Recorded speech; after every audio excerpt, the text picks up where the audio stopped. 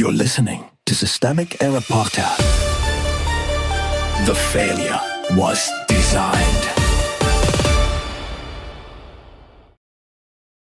Trump officials lash out at protesters in D.C. Park, based on an article by Sarah K. Burris.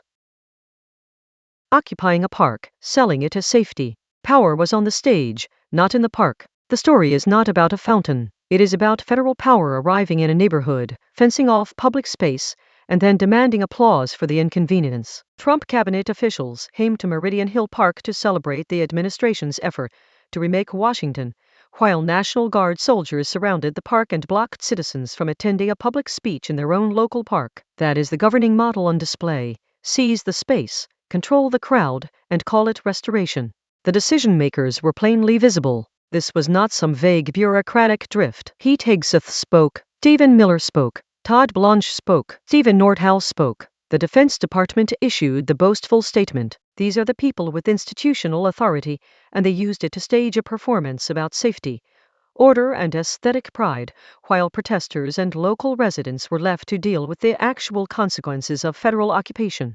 The article's framing is weak, because it treats the event like a speech that happened to be interrupted. That is too polite. The speech was the interruption. The government took a public park, ringed it with guards, and tried to turn civic space into a loyalty pageant. Safety is cover for control.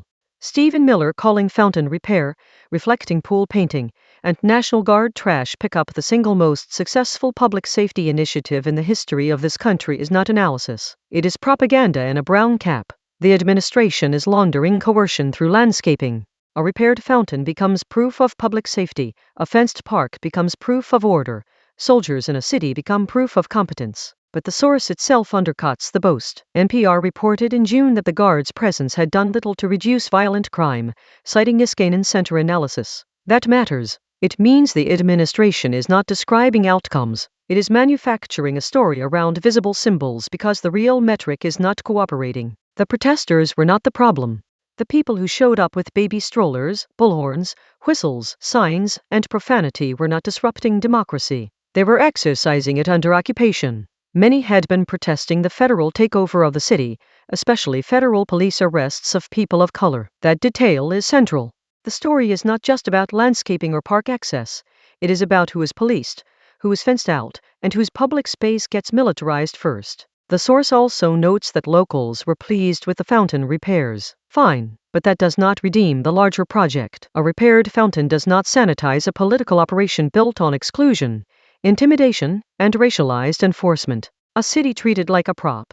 This is the old authoritarian trick in a municipal costume: point to one visible improvement, inflate it into proof of legitimacy, and use it to distract from the coercive apparatus underneath. The administration is not merely managing Washington. It is using Washington as a stage set for a federal occupation that can be branded as beautification.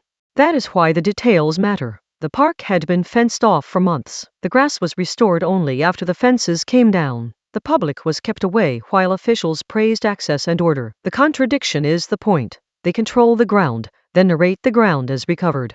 The pattern beneath the fountain. The larger pattern is simple: power first, explanation second, and misdirection all the way down. Federal officials deploy guards, restrict access, and then speak as if the resulting quiet were a civic achievement. They describe a coercive occupation as public safety because the real project is not safety. It is domination with better lighting and a cleaner fountain. This is what institutional cowardice looks like when it has a microphone. It does not announce itself as repression. It calls itself restoration and expects the rest of us to admire the paint.